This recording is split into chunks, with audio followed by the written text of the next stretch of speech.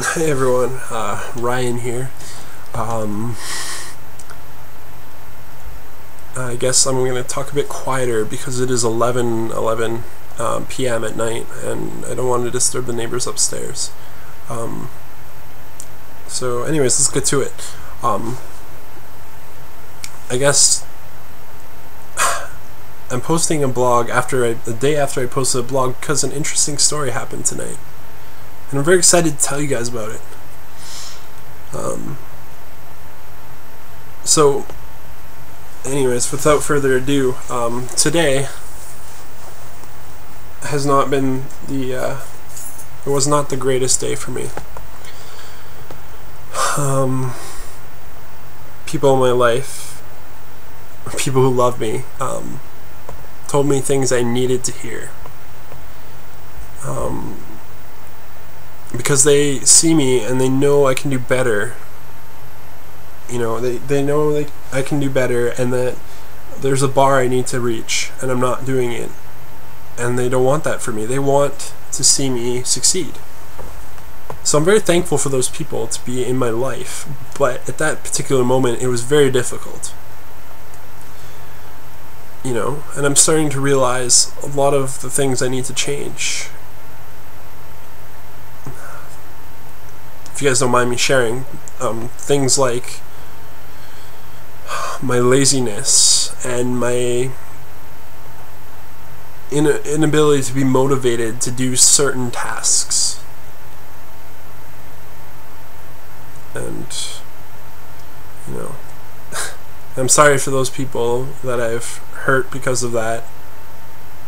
I know you might think it's silly, but I have, I'm sure. People see me struggling, and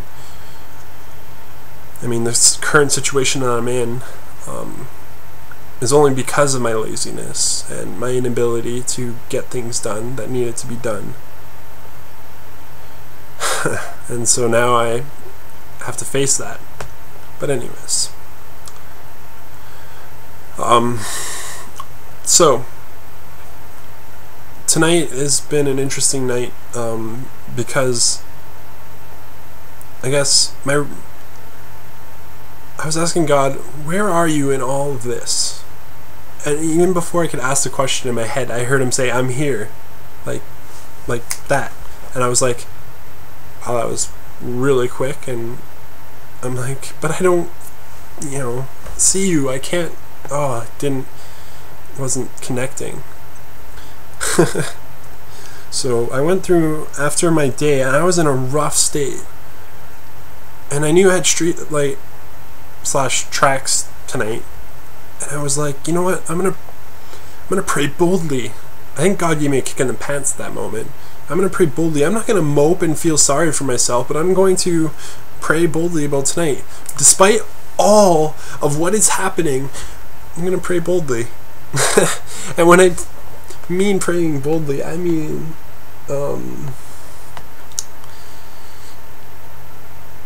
almost has to do with your expectations in how you want to expect something, but you shouldn't expect it, because God is so big and so unreal.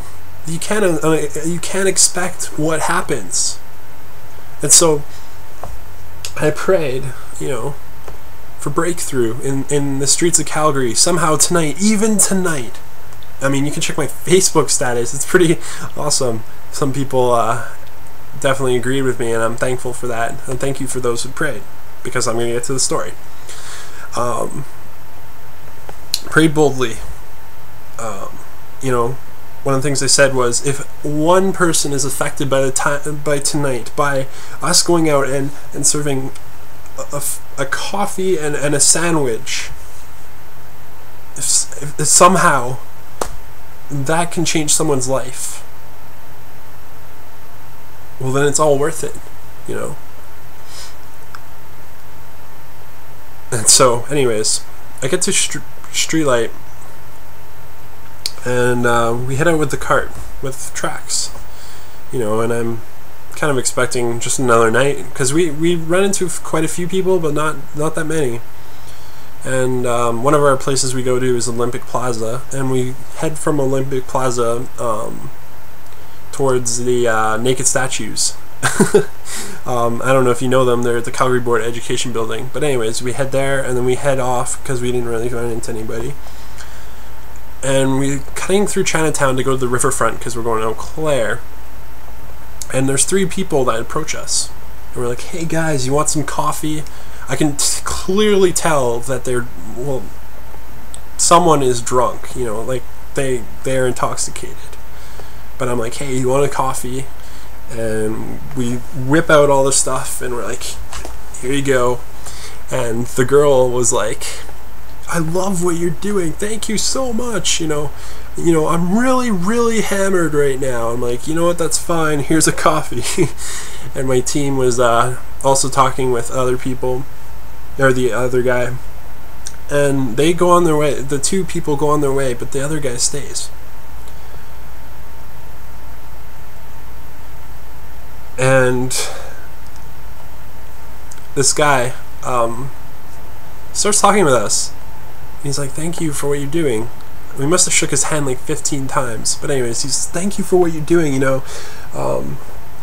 I believe in Jesus. I'm a follower of Jesus, of Christ. And I'm like, awesome, man, that's great. And he's like, you know, I was drinking tonight. I was getting really drunk. And I'm like, you know, it's okay, you know.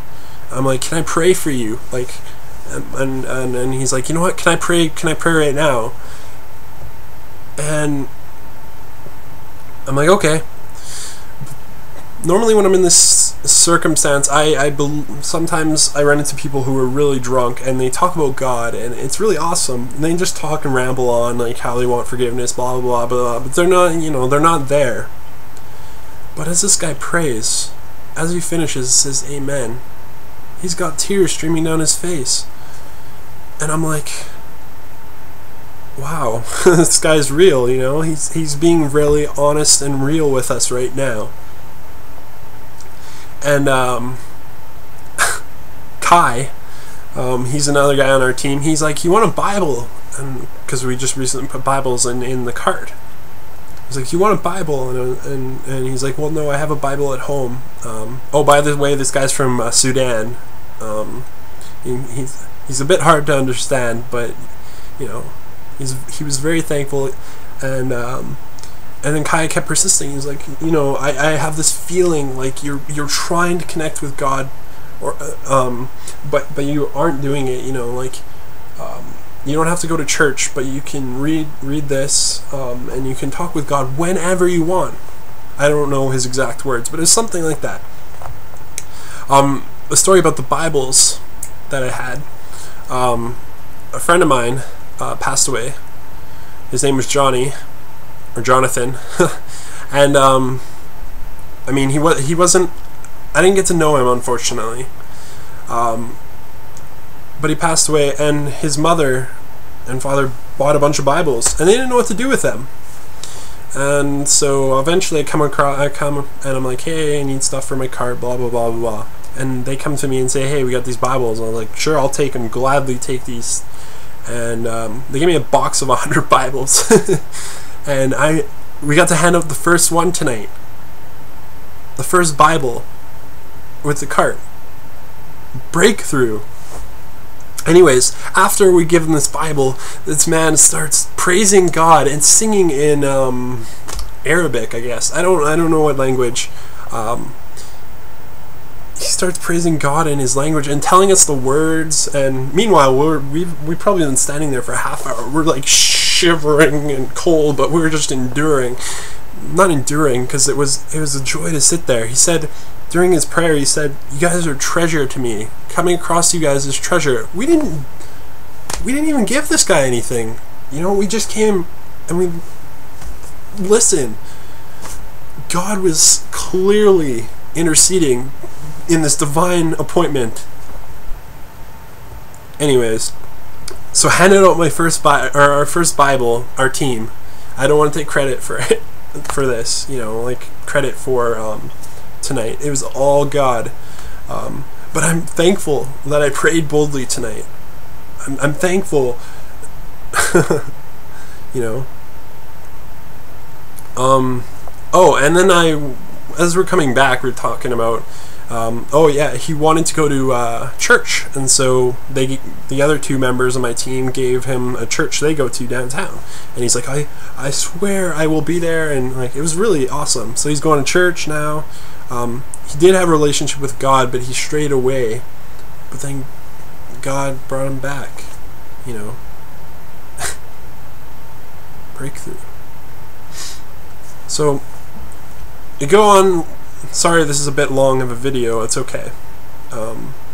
Anyways, we go on, and we're about to end the night, and I see Thomas sitting in the dark. If you don't know Thomas, read my letters below. Well, you probably don't. You won't know Thomas from reading my letters. But anyways, and Thomas is like, "Hey," he's like, "You brought some people." I was like, "Yeah, I did." He's like, "Do you know what today is?" And I'm like, "No idea." And he's like, "Well, it's my birthday." And we're like, "Oh, that's awesome. Well, here you go." And we gave him some coffee, because they still have the huge coffee carafe on the cart, and sandwiches. And we sang him happy birthday. and the other 2 team members of my team got to know Thomas, because he shared his beautiful testimony of Jesus redeeming him and coming into his life, and how he was forever changed, and how he's lucky, and those sort of things, like he says. I guess one day you should get to meet this guy. I don't know how, but he's really awesome.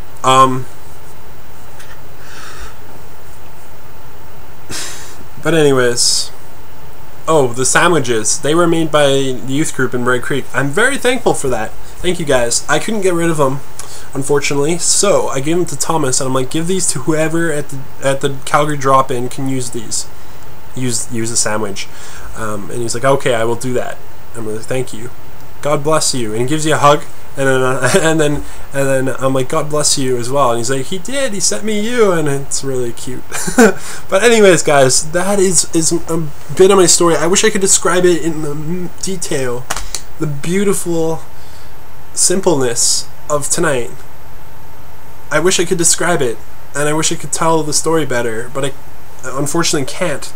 You would have had to been there. But thank you guys for listening and watching this. Long live the king.